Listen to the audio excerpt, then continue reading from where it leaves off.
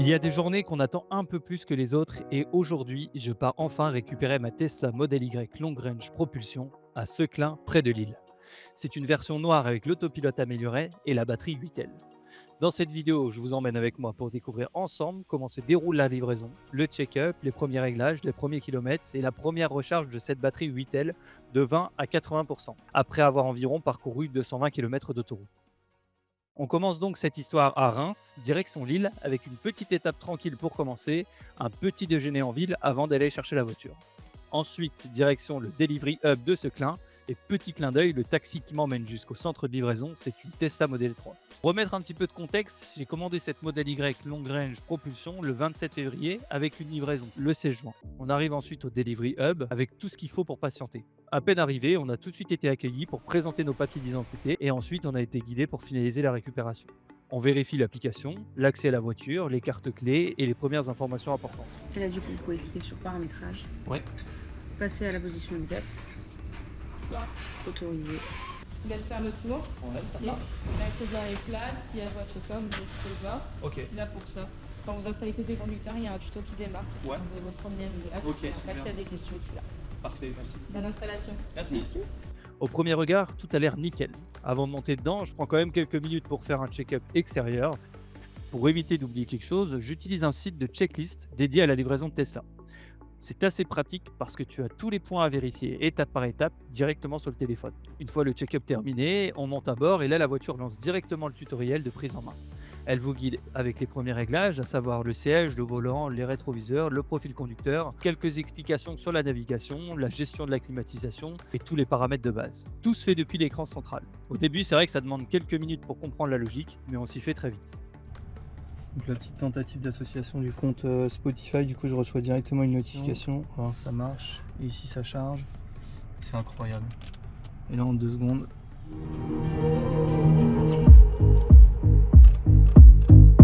Une fois les premiers réglages terminés, je prends quelques minutes pour faire le tour de l'intérieur. À l'avant, je regarde rapidement les rangements. Ensuite, je passe directement au coffre pour vérifier ce qui est fourni, à savoir le kit triangle, les accessoires de sécurité et le câble de recharge. Donc là on a la petite banquette. Hop. Et dedans du coup il y a le kit de secours qui est fourni et il y a aussi le câble. Ça c'est plutôt cool. Et ensuite on a bien sûr les rangements énormes en dessous. Ok, super. Une fois les réglages terminés, il est enfin temps de prendre la route. Et ben c'est parti. Direction boulangerie. Donc là je vais vers l'avant. C'est parti pour la boulangerie Feuillette à Boitigny. 3,1 km, 8 minutes de route. On y va. Quand même un sacré gabarit, chef. Et là, est-ce que tu vois, il va détecter quand je vais freiner que je vais faire une marche arrière? Non. Je sais pas ça, comment il le gère. Oui, la voiture détecte les freinages et la marche arrière avec ses capteurs et caméras, comme l'alerte de circulation croisée arrière ou l'assistance au stationnement. Regarde la qualité de la caméra, c'est fou. Impressionnant. Dans 200 mètres, tournez à gauche sur route de Lille. Et ben là vous voyez, je viens d'avoir le message du coup de calibration des caméras terminé. Avant j'avais un petit volant bleu en fait juste ici au-dessus. Là ça doit faire 15-20 minutes que je roule. Et là ça y est, du coup ça vient d'être tiré. Donc logiquement si je clique ici, le régulateur de vitesse, voilà, ça y est, c'est activé. Alors du coup je vais pouvoir activer dans mes paramètres le maintien dans la voie, donc conduite automatique. Il faut être en mode parking pour pouvoir l'activer. Assistance au maintien de cap. Donc là comme je vous ai montré, j'ai activé tout à l'heure dans les paramètres le maintien dans la voie. Donc maintenant quand j'appuie sur la molette, il se met automatiquement en fonction. Là vu que j'ai l'AEP amélioré, j'ai la possibilité du coup de gérer les dépassements automatiques. J'ai juste à donner une toute petite intention sur le volant et du coup la voiture va se décaler. Et j'ai aussi la possibilité d'activer du coup la fonction aussi avec la sortie de voie sur les autoroutes. Et j'avais une ancienne voiture électrique sur laquelle il y avait pas mal de freinage justement dès qu'il détectait un véhicule, notamment les camions qui roulaient à 90. Et là pas du tout, ça se fait vraiment de façon fluide. Donc ça c'est vraiment l'idéal. Donc, 300 mètres, prenez la sortie à droite. donc là il commence à freiner tout seul. En fait là je lui ai demandé de rajouter avec Grok une aire d'autoroute et là logiquement Maintenant, prenez la sortie à droite. Et là, du coup, je lui ai mis le clignotant. Bon, il m'a mis un bon à-coup, mais je pense que c'est parce que j'ai pas anticipé. Dans Et il m'a 300 fait sortir mètres, automatiquement, c'est assez impressionnant. sera sur votre gauche. Et là, c'est lui qui ralentit, hein. Je ne touche à rien depuis tout à l'heure. C'est assez fou quand même.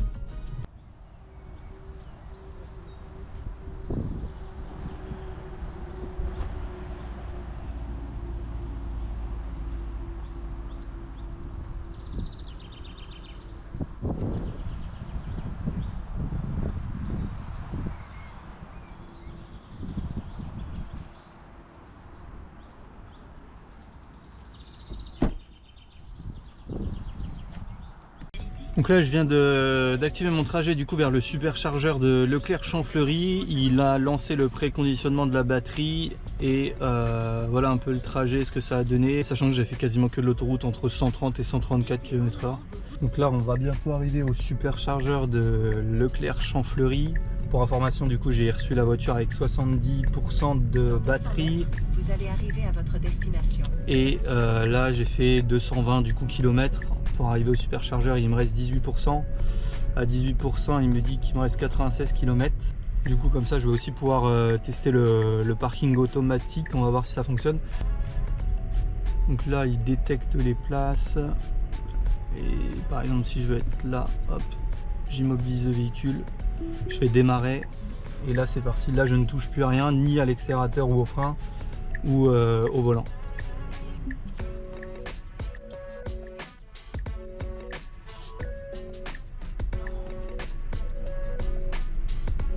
Ça a l'air pas mal du tout. Ouais, franchement top.